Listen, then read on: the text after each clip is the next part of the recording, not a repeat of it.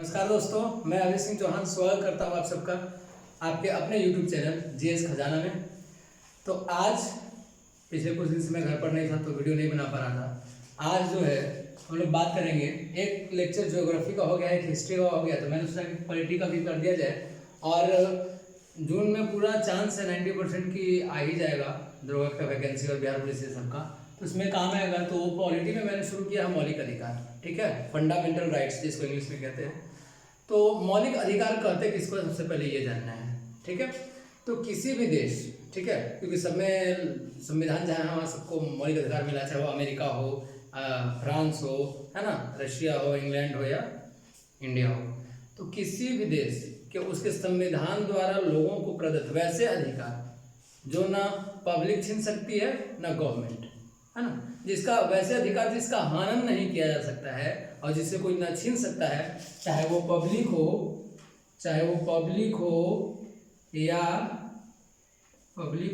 Government हो, ठीक ना, गवर्नमेंट समझ लेना इसको, गवर्नमेंट हो, नहीं छीन सकता है, ठीक है। दूसरे उसी को मौलिक अधिकार कहते हैं। दूसरे शब्दों में अगर बोला जाए तो कह सकते हैं कि स्वतंत्रता रूप से, है ना, प्राकृतिक रूप से जीवन जीने की स्वतंत्रता को ही मौलिक अधिकार कहा जाता है।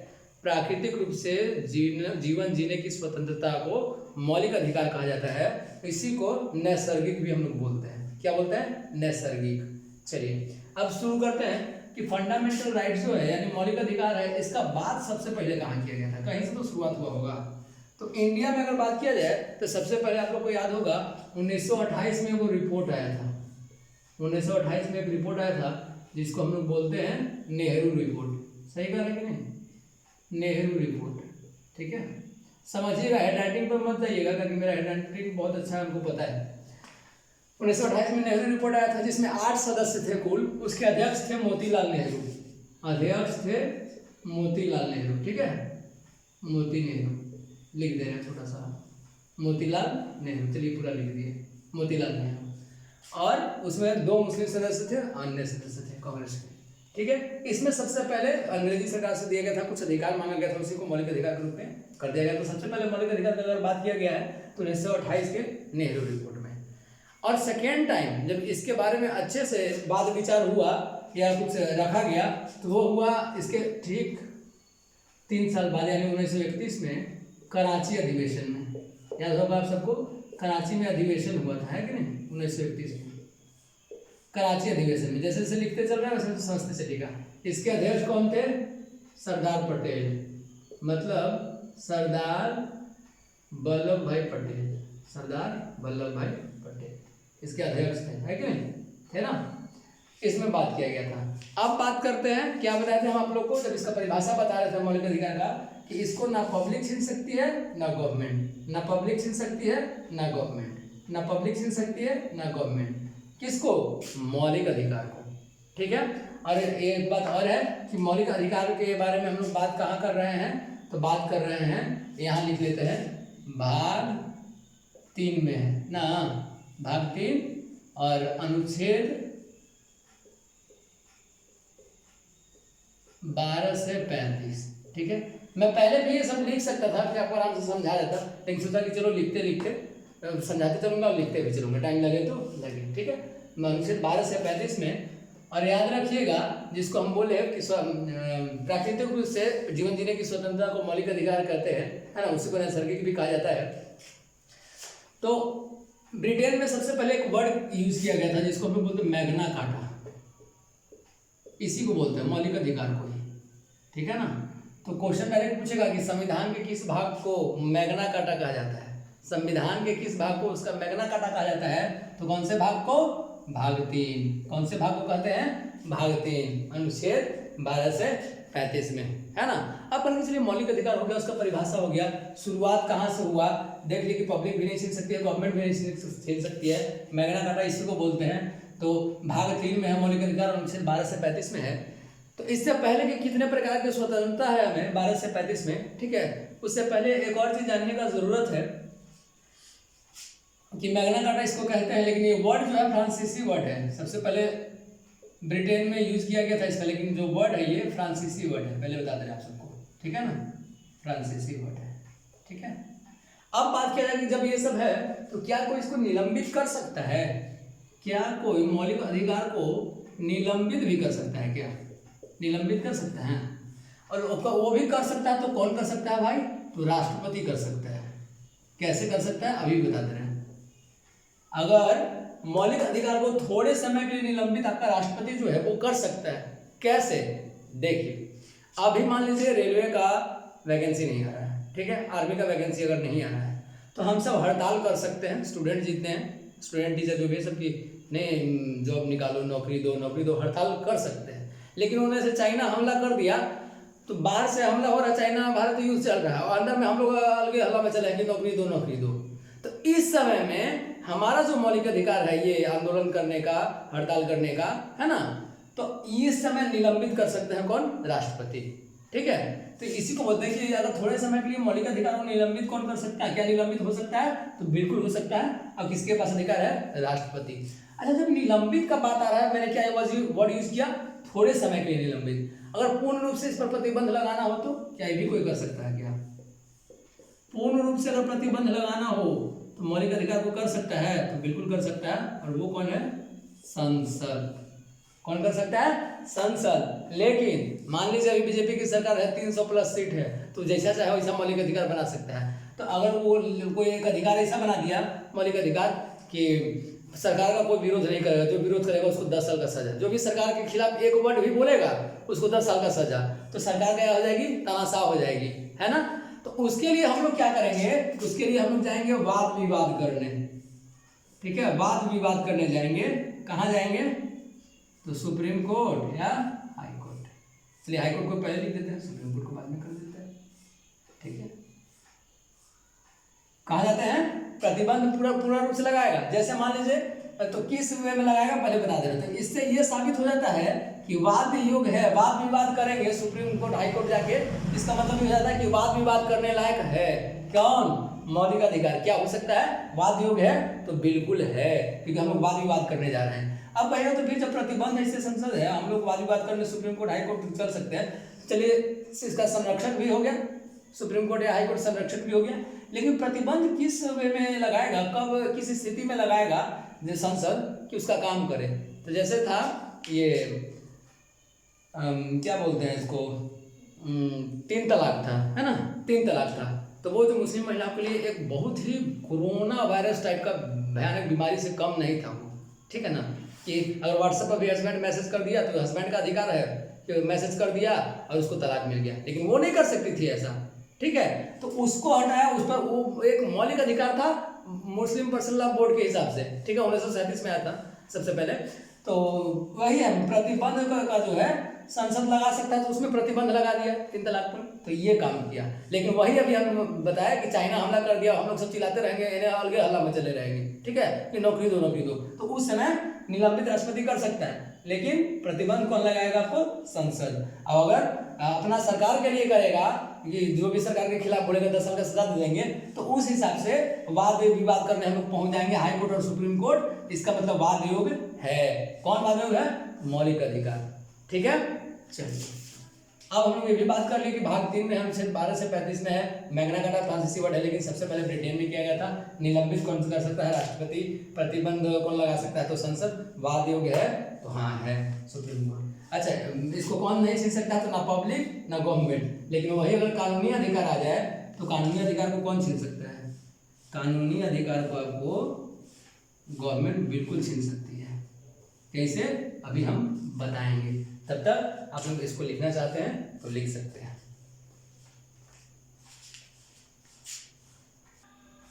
चलिए, हो गया। एक चीज मैं बताना भूल गया था, यूएसए से लिया गया मौलिक अधिकार। कहां से लिया गया? यूएसए, संयुक्त राज्य अमेरिका से। ठीक है, अब हम लोग चलेंगे मौलिक अधिकार कितने प्रकार के हैं। ठीक है, वो लिखेंगे।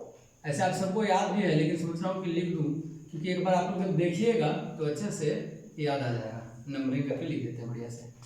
नंबर 1 में है समता या समानता का अधिकार।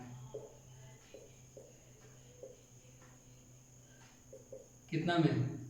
14 से 18। फिर है स्वतंत्रता स्वतंत्रता का अधिकार।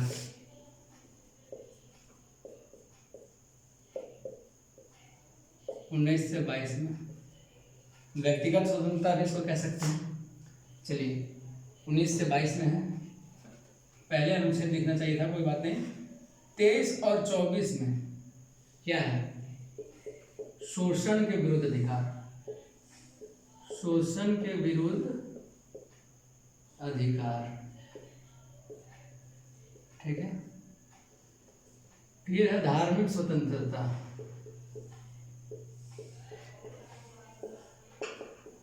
धार्मिक स्वतंत्रता का अधिकार अनुच्छेद 25 से 28 में। फिर है आपका शिक्षा या सांस्कृतिक का अधिकार, कह सकते हैं इसको, है कि नहीं? शिक्षा या संस्कृति का अधिकार 29-30, है कि नहीं? छठा है एक, जब लागू किया गया था स्वतंत्रता संविधान मौलिक अधिकार, उस टाइम का मैं बता रहा हूँ, इसलिए कंफ्यूज नहीं होइएगा, ठीक है। छठा जो था वो था अनुच्छेद 31 संपत्ति का अधिकार, संपत्ति का अधिकार। और सातवां था अनुच्छेद 32 में, या है कहिए इसको, उठा के कहेंगे, है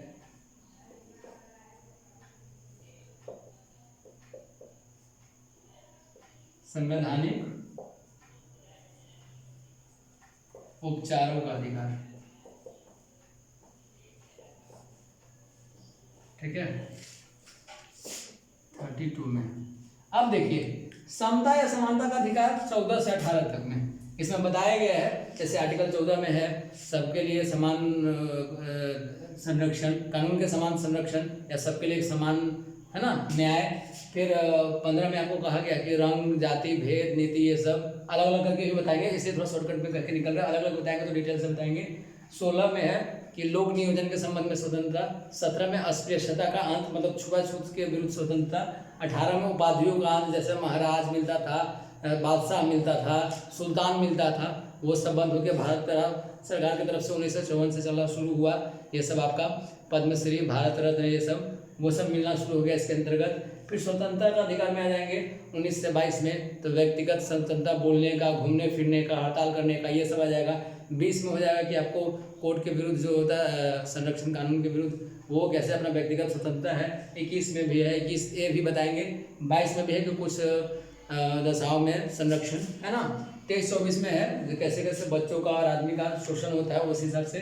25 से 28 तक अपना अपना धार्मिक स्वतंत्रता, अपना अपना धर्म का कैसे प्रचार प्रसार करना है, कैसे प्रबंधन करना है ना, ये सब जानना है। 29-30 में शिक्षा या संस्कृति का अधिकार, अल्पसंख्यक अपने कैसे अपना संस्कृति बढ़ा सकते हैं, अपने शिक्षा संचालन के लिए क्या करेंगे, वो सब हम लोग पढ़ेंगे। 31 में जो था उस समय संपत्ति का अधिकार, ये मौलिक अधिकार नहीं था जब लागू हुआ था, तो संपत्ति का अधिकार आपको हटा दिया गया था। यहाँ से देख लीजिए, कट कर देना, हटा दिया गया था। कब? 44वां संविधान संशोधन हुआ था 1978। कब? 44वें संविधान संशोधन 1978 में संपत्ति के अधिकार को हटाकर 31 अनुच्छेद 31 से हटाकर 300 में कर दिया गया था संपत्ति के अधिकार को। मतलब कि मूल अधिकार से हटाकर आपको कानूनी अधिकार बना दिया गया। क्या बना दिया गया? कानूनी अधिकार बना गया। क्यों जरूरत पड़ी इसकी?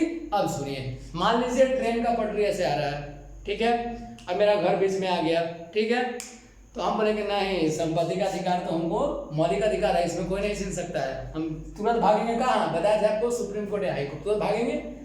तो फिर ट्रेन को मोड़ना पड़ता, जैसे ही मोड़ता सामने किसी और मेरे पड़ोसी का घर होता था कि जब वो नहीं जाने दिया तो हम कहा जाएंगे भाई हमको भी मौलिक अधिकार है, अभी सभी क्लास में पढ़े हैं, हमको भी मौलिक अधिकार है। तब क्या करेंगे?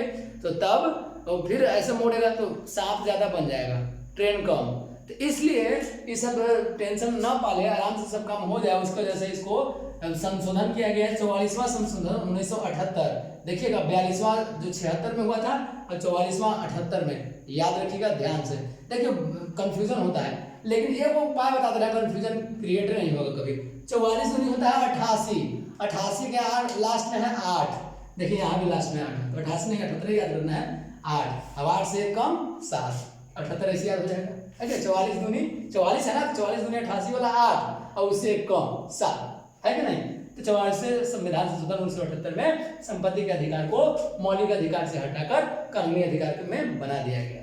ठीक है, अब है एक लास्ट था संवैधानिक उपचारों का अधिकार, मतलब कि जो सरकार है वो अगर इसका गलत दुरुपयोग करती है जनता के विरुद्ध, हम सबके विरुद्ध, हमारे अधिकार के विरुद्ध, तो हम लोग यही जो अनुच्छेद 32 है यही हम लोग को देता है अधिकार कि हम लोग सुप्रीम कोर्ट हाई कोर्ट जाकर इसके बाद विवाद करें। इसलिए इसको बोला गया था कि वाद योग्य है कि नहीं है, तो बिल्कुल है। अच्छा, एक बात और था कि भीमराव अंबेडकर साहब जो हैं उन्होंने संविधान के उपचारों का अधिकार जो अनुच्छेद 32 है इसी को संविधान की आत्मा कहा है। उन्होंने क्या कहा है? संविधान की आत्मा। किसने कहा है? तो डॉक्टर भीमराव अंबेडकर। ठीक है, इस सबको आप स्क्रीनशॉट ले लीजिए, फिर आगे बढ़ते हैं।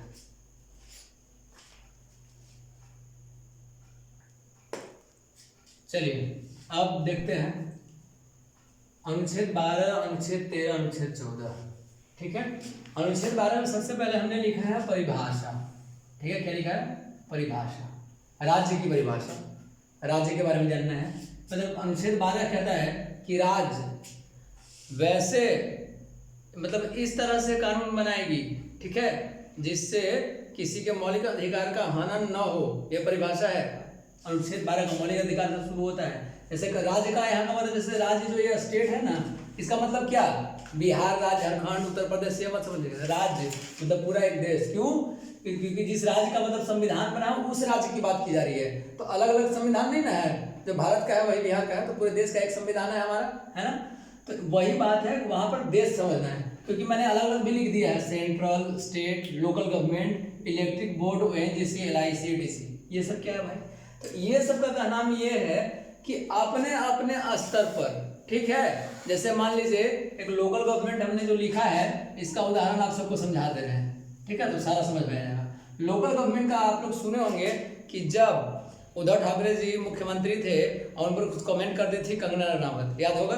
तो BMC वाला क्या किया था उस समय कि उनका घर गिरा दिया था, बिना 24 घंटा के पहले जो अल्टीमेटम दिया था वो भी नहीं, बिना कहले पूछले गिरा दिया गया। ठीक है, क्यों गिराया गया था? उसका गलत जगह पर जमीन में घर नहीं था, बस घर का जो डिजाइन था वो अलग था, ठीक है, उसके हिसाब से नहीं था, तो वो अपना अधिकार करके कर दिया, तो उसका घर गिरा दिया। ये लोकल गवर्नमेंट का काम था। जैसे इलेक्ट्रिक बोर्ड है, बहुत लोग चोरी छुपे हीटर चलाता है, इंडक्शन चलाता है, वो है ना, दूसरा कनेक्शन लेके पैसा वाला नहीं कि फ्री में कर लेंगे काम। तो वो इलेक्ट्रिक बोर्ड क्या राज्य आएगा, देश आएगा, प्रधानमंत्री आएगा ये सब करने, वसूल करने, तो इलेक्ट्रिक बोर्ड का गठन हुआ, वो आएगा, वो शिकंजा कसेगा कि अपना मन का जनता भी ना हो जाए, इसके लिए गवर्नमेंट जो है हर तरह से बोर्ड जारी कर दिया है, स्थापना कर दिया वो सबका कि कोई भी गलत काम ना हो। इलेक्ट्रिक बोर्ड आपको करता है, ONGC, LIC का वही हाल, LIC के बारे में सबको पता है, ONGC का भी पता है। तो वही बात है कि जैसे स्टेट का अगर कोई काम हो गया, ठीक है, जैसे स्टेट का क्या काम हो, लोकल का भी हम बता दे रहे हैं। जैसे अभी सरपंच होता है, मुखिया होता है, तो घर घर में दो चार भाई आपस में लड़ गया, तो सबसे पहले क्या है कि सरपंच के पास जाइए, है ना, पंचायत में जाइए, वहां पर करिए। तो वो लोकल गवर्नमेंट का ये काम है कि यही राज्य का परिभाषा है कि इस तरह से आपका राज्य चलेगा, देश चलेगा, एक सामाजिक बनेगा, है ना, समाज बनेगा अच्छा। तो ये सब है अनुच्छेद 12 में। ठीक है, अब जो है अनुच्छेद 13 देख लेते हैं। इसमें दो वर्ड मैंने यूज किया है, एक अल्पीकरण है, ये असंगत है। यहाँ पर बिफोर लिखा हुआ है, आफ्टर लिखा हुआ है, तो कहीं कि रीजनिंग दे दिया है का, तो नहीं, रीजनिंग नहीं दिया है। यहाँ पर लिख देते हैं हम संविधान, ठीक है, लिख देते हैं संविधान, हम अपने से लिख देते हैं, आप सबको रीजनिंग देने का कोई जरूरत नहीं है, संविधान लिख दिए। क्या है ये भी समझाएंगे, पहले अल्पीकरण और असंगत समझ लीजिए। अनुच्छेद 13 कहता है कि सभी व्यक्तियों को अपना वक्तव्य करने का अधिकार है, लेकिन उसमें अल्पीकरण, अल्पीकरण समझते ना, मतलब छोटा कर दिया जाए। मतलब कि हमको बोलने का अधिकार है 19 के तहत, है ना, 19 के तहत बोलने का अधिकार, तो क्या कोई गरिया देंगे? नहीं। इस तरह से अपना अधिकार जारी करना है ताकि दूसरे का अधिकार का हनन न हो। कोई भी काम, जैसे हमको कहीं भी घूमने फिरने का है, तो हम कार चला रहे हैं, तो क्या कोई घर में घुसा देंगे? नहीं। कहीं भी घूमने फिरने का अधिकार है, तो कोई बेडरूम में घुस के कहेंगे कुछ कर रहा है, ऐसा नहीं। तो क्या करेंगे भाई, तो ऐसा अधिकार, अपने अधिकारों को इस तरह से व्यक्त करेंगे जिसमें दूसरे का अधिकार का हनन न हो, इसलिए अल्पीकरण उसी को कहा गया है। ठीक है, और अगर आपका अधिकार यूज कर रहे हैं, आप कर रहे हैं या राज्य कर रहा है, वो असंगत है संविधान से, संविधान में जो मौलिक अधिकार दिए हुए हैं उससे असंगत है, तब भी आप नहीं कर पाएंगे, ये अनुच्छेद 13 कहता है।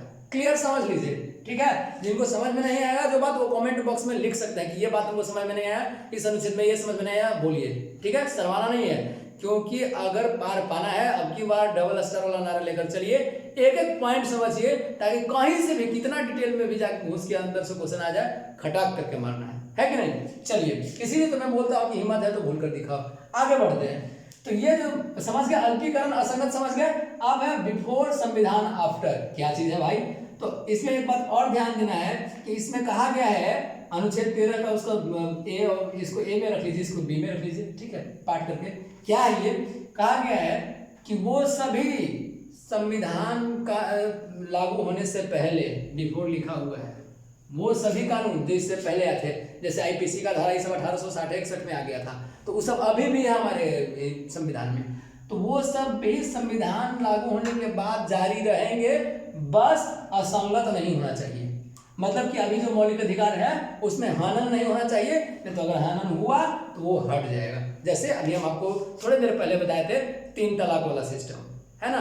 तो सायरा बानो जाके केस कर दी थी, तो सायरा बानो सुप्रीम कोर्ट में जाके केस की कि हमारा अधिकार का हनन हो रहा है, तो क्या बोले, जितना मौलाना लोग था सब सुप्रीम कोर्ट पहुंच गया। सुप्रीम कोर्ट के कह के बनेगा काबिल। यहाँ अभी सबके क्लास में साफ साफ पढ़े हुए हैं कि जो संविधान के पहले मौलिक अधिकार दिया गया है वो भी रहेगा, जब बस इसको असंगत ना करे।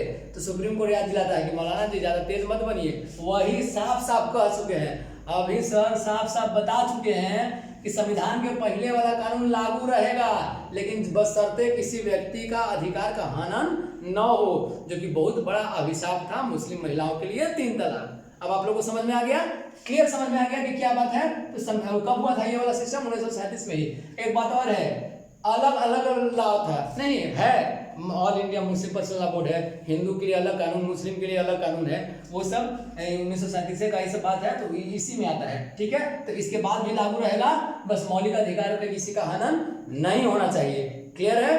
तो अब इसीलिए सरकार कहती है कि हिंदू के लिए है तो हिंदू कानून अलग है, मुस्लिम के लिए है तो मुसलमान कानून अलग है, लोग शरिया का कानून चलता है। तो इसीलिए सरकार चाहती है कि सबके लिए एक सबके लिए एक कानून, यूनिफॉर्म सिविल कोड, यही कहना चाहती है सरकार कि चलो हिंदू हो, मुसलमान हो, राष्ट्रपति हो, नेता हो, है ना, आपका हीरो हो, क्रिकेटर हो, कोई भी हो, बस सबके लिए एक कानून, ठीक है, जो शायद हमारे देश को अच्छा भी बनाएगा। अब आगे हम लोग बढ़ते हैं। ये समझ में आ गया, मैंने बार बार बोल रहा हूँ कि मैं अपने हिसाब से समझा रहा हूँ, आपको जो समझ में नहीं आएगा कमेंट बॉक्स में लिखना है, और समझ में आए, अच्छा लगे तो लाइक, सब्सक्राइब और शेयर जरूर कीजिएगा, ठीक है। आगे बढ़ते हैं अनुच्छेद 14 में। 2 वर्ड हम लिखे हैं, पहला है कानून के समक्ष समानता और दूसरा है कानून के समान संरक्षण। दोनों में थोड़ा थोड़ा अंतर है। वो कहता है कानून के समक्ष समानता, अरे का कानून के समान संरक्षण। एगो में यूके डाल दिया, मैंने यूनाइटेड किंगडम, ब्रिटेन वाला, इंग्लैंड वाला, आयोग में यूएसए लिख दिया, यूनाइटेड, है ना, स्टेट ऑफ अमेरिका, संयुक्त राज्य अमेरिका।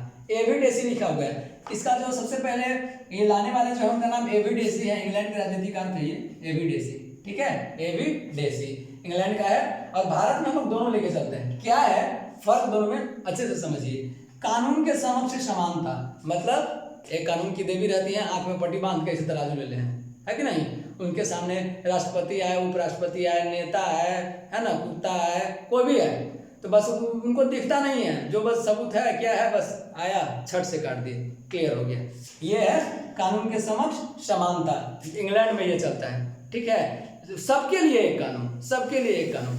लेकिन अमेरिका के हिसाब से अमेरिका वाले कहे कि नहीं नहीं गलत हो जाएगा। जैसे 5 साल का छोटा बच्चा, उससे गलती से कोई क्राइम हो गया, कोई लेडीज क्राइम कर दी, किसी का मर्डर कर दी, तो उसको भी फांसी मिलेगा क्या?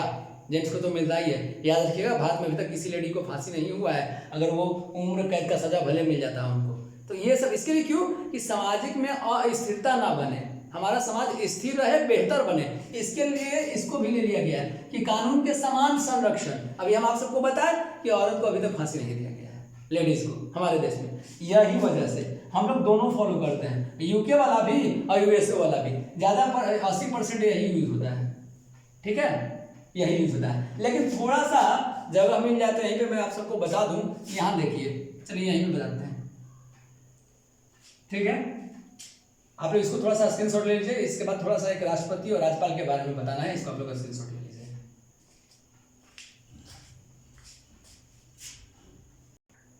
चलिए अब देखते हैं, हम लोग बता रहे थे कि राष्ट्रपति हो उपराष्ट्रपति हो तो सबके लिए समान कानून या कैसे क्या होगा वो देख लेते हैं। राज्यपाल, ठीक है, राज्यपाल क्या है भाई 162। कहने का मतलब ये है कि हम अभी बोले थे थोड़ी देर पहले कि राष्ट्रपति हो, राज्यपाल हो, नेता हो, कुत्ता हो, आपको है ना, हीरो हो, विलन हो, कोई भी हो, सबके लिए समान कानून, इस कानून के समक्ष समानता। लेकिन अब कहेंगे कि राष्ट्रपति अगर कोई क्राइम कर दिया और सुप्रीम कोर्ट कहा कि 10 साल की सजा, तब कहेगा राष्ट्रपति कि कैसे, एक अनुच्छेद 71 के तहत हमको पूरा अधिकार है कि हम किसी का सजा माफ कर सकते, तो अपने हम माफ कर दिए, ले जब रगड़ दिया हम अपना सजा माफ करते हैं। मर्डर कर दिया राज्यपाल, कहेंगे फांसी के सजा, तो कहते 162 के तहत हमको भी अधिकार है, हम भी अपना माफ कर दिए, ला खटक, काम खत्म। तो इनको सजा कहाँ से मिलेगा भाई, कैसे मिला? तो इस पर भी बहस हुआ, अम्बेडकर साहब और राजेंद्र प्रसाद में खूब बहस हुआ, ठीक है, 2-4 दिन तक। उसके बाद ये निकला डिसीजन कि राष्ट्रपति और या राज्यपाल 71-162 के तहत अपना अपना तो माफ कर सकता है, लेकिन कब तक उस पर कार्रवाई नहीं होगा, जब तक ये अपना पद पर बना रहेगा। कभी तो हटेगा राष्ट्रपति और राज्यपाल, 5 साल बाद हट जाएगा, क्राइम का तो जो भी पार्टी का हो उसको हटाएगा। तो जैसे वो पद से हटेगा तुरंत उस पर सुप्रीम कोर्ट चढ़ाओ इसको फांसी पर। जैसे ही हटेगा 2 इसको उम्र कैद, 2 इसको 10 साल का सजा तुरंत। जब तक कि पद पर बन रहेगा तब तक नहीं, क्योंकि पद पर बनल रहेगा और सजा देगा तो 71 से माफ कर लेगा तो वो काम खत्म हो जाएगा। राज्यपाल पद पर बनल रहेगा और उसको देगा तो 162 से अपना माफी कर लेगा तो काम खत्म हो जाएगा। इसलिए यह निर्णय लगाया किया गया। देखिए हमारा संविधान कितना अच्छा है कि राष्ट्रपति भी नहीं बचेगा। कब नहीं बचेगा? जब वो अपना पद से हट जाएगा तब। राज्यपाल भी ऐसे ही नहीं बचेगा जब अपना पद से हट जाएगा तब। चलिए अब आगे बढ़ते हैं, ठीक है। चलिए अब देखते हैं अनुच्छेद 12, 13, 14 हो गया था, 15, 16, 17, 18 कर देते हैं और फिर अगले पार्ट में 19 से 35 तक जाएंगे, ठीक है। इसको अच्छे से समझ लेते हैं। अनुच्छेद 15 कहता है कि किसी भी व्यक्ति के साथ, है ना, धर्म, मूलवंश, जाति, लिंग या जन्म स्थान के वजह से हम लोग भेदभाव नहीं कर सकते हैं। ये अनुच्छेद 15 कहता है, ठीक है। हम लोग इसके भेदभाव नहीं कर सकते हैं। अनुच्छेद 15 कहता है जैसे धर्म, अगर कोई ईसाई धर्म वाला है कम संख्या में है, मुस्लिम धर्म वाला है कम संख्या में है, तो उसको हम लोग अलग नहीं, छुआछूत वाला काम नहीं करेंगे। इसको अधिकार है, कौन सा अनुच्छेद अधिकार होता है? 15। मूल वंश मतलब उसका जो वंश है किस वंश का है, ठीक है ना, तो बोलता है हम इस वंश के, हम उस वंश के, तुम नीचे वंश के, तो ऐसा नहीं चलेगा। ये आर्टिकल 15 कहता है। जाति, हम कहते हैं हम राजपूत है, तुम चमार है, तुम भूया है, तुम मेरे साथ मत बैठो, ये बहुत ही गलत बात है। ये अनुच्छेद 15 अधिकार देता है उसको कि हम सब बराबर हैं, ना ही धर्म से, ना ही मूल वंश से, ना ही जाति के हिसाब से उसको छुआछूत कर सकते हैं। तीसरा, लिंग के हिसाब से, तो अगर देख लीजिए कहीं कहीं होता है, अब हो गया कि बस है तो बस में आगे लेडीज सीट मिलता है। क्यों मिलता है? क्योंकि पहले लेडीज आती थी तो उसको खड़ा रहता, कोई सीट वीट देता नहीं था, तो बस में आगे सीट ये सब रिजर्व रहता था। तो वैसे भी याद देख लीजिए जो थर्ड जेंडर रहता है ना, थर्ड पार्टी जिसको बोलते हैं हम लोग, तो वो क्या करता है, उसको हीन भावना से देखता है लोग। कहीं भी अगर वो चाय खोल ले, अपना कोई जरिया नहीं तो चाय का अगर होटल खोल ले तो उसके हाथ से चाय नहीं पीता कि अरे ये तो हीरा है, ये है, वो है। तो इसे अधिकार देता है आर्टिकल 15, अनुच्छेद 15 इसको अधिकार देता है कि आप इस तरह से भेदभाव नहीं कर सकते हैं, ये कानूनन अपराध है। और किस अधिकार के तहत है? मौलिक अधिकार, अनुच्छेद 15। जन्म स्थान, जैसे बंबई में बिहारियों को मारा जा रहा था, एक टाइम था, तो अगर भाग दिल्ली में है, भागो बिहारी यहाँ से, तो जन्म स्थान क्यों? क्योंकि जब बिहार में जन्म लिया है तो क्या उसको मार के भगा देगा? नहीं। अगर बंगाली वाला इधर आएगा तो हम लोग मार के भगा देंगे बिहार में? ऐसा नहीं। ये सब कानूनी अपराध है। कौन सा अनुच्छेद कहता है? अनुच्छेद 15।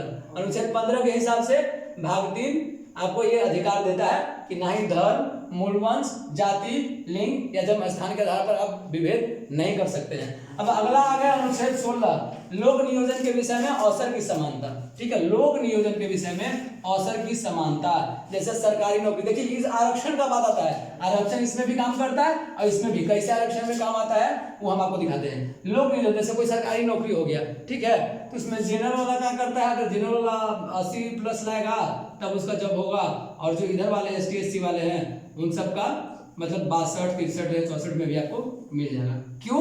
एक चीज में हम दिखाते हैं आप सबको, क्यों किया सरकार ने ऐसा, आरक्षण का जरूरत क्यों पड़ा, ये भी देख लीजिए। ठीक है, ये देखिए 4 टाइप का हम बनाए हैं घर, 4 टाइप के लोग हैं। ठीक है, 4 टाइप के लोग हैं। ये दोनों आरक्षण वाला है, ठीक है, ये दोनों बिना आरक्षण वाला है। ध्यान से देखिए, आरक्षण किसमें सरकार लगाई है, जो नीचे है, तो इसको थोड़ा सा धक्का देके नीचे से और बराबर कर देना चाहता है। क्यों? इसको धक्का दे के बराबर। देखिएगा स्कूल में ड्रेस रहता है, चाहे राजा का बेटा हो, अंबानी का बेटा हो या रिक्शा चालक का बेटा हो, ड्रेस कोड में सब एक ड्रेस में। क्योंकि अगर अंबानी का बेटा है या कोई अमीर आदमी का बेटा है तो वो क्या पहन के आएगा, पूरा अमीर कपड़ा, और जो गरीब का बच्चा होगा वो कैसे क्या पहनेगा, तो जैसा पहने हीन भावना पैदा होने लगेगा, इसलिए ड्रेस कोड है। तो इसी हिसाब से सरकार क्या करती है कि आरक्षण देकर इसको पीछे से धक्का देता है कि बराबर आ जाए, ताकि समाज में हीन भावना पैदा न हो, इसीलिए आरक्षण दिया गया है। तो लोक नियोजन के विषय में अवसर की समानता अनुच्छेद 16 यह अधिकार देता है, जो कि मौलिक अधिकार में आता है। अब हम लोग बात करते हैं अनुच्छेद 17 अस्पृश्यता की अंत। अमेरिका में भी ये चीज हुआ था, श्वेत अश्वेत में लड़ाई।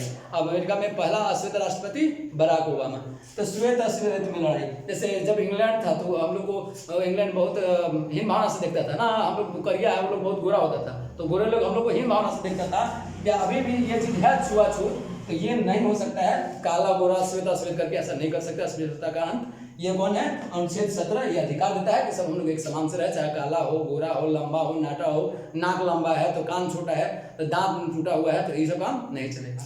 चलिए अब है अनुच्छेद 18 उपाधियों का अंत। पहले देखते थे ये सुल्तान, बादशाह, अकबर, है ना, ऐसे करके, है ना, तो बादशाह, सुल्तान, महाराज, है ना, अकबर द्वितीय ने भी दिया था, स्वामी, ये सब जितना पहले मिलता था संविधान लागू होने से पहले वो सब खत्म कर दिया गया अनुच्छेद 18 के तहत। और जारी क्या किया गया अनुच्छेद 18 के तहत? कहिएगा कि चलिए वो सब नहीं, लेकिन बोलते हैं जैसे पद्मश्री अमिताभ बच्चन, पद्म विभूषण अमिताभ बच्चन, कैसे हम लोग करेंगे? भारत रत्न सचिन तेंदुलकर को दिया गया है, वो भी कैसे है? 18 के तहत, जो 1954 में भारत सरकार द्वारा जारी किया गया था, पद्मश्री, पद्म विभूषण, है ना, अरे भारत रत्न भी, ये सब 1954 में ही आपको दे दिया गया था, लागू किया गया था अनुच्छेद 18 के तहत। उपाधि जितना था पहले वाला जो हम बताए, महाराज, सुल्तान, बादशाह, ये सब स्वामी, ये सब जितना भी आपको लगता था नाम से आगे पीछे, ये खत्म कर दिया, उपाधि नहीं मिलेगा। तो इस वीडियो में बस इतना ही। अगले पार्ट में हम लोग आर्टिकल 19 से लेकर 35 तक चलेंगे। वीडियो पसंद आए तो लाइक, सब्सक्राइब, शेयर जरूर करें। धन्यवाद।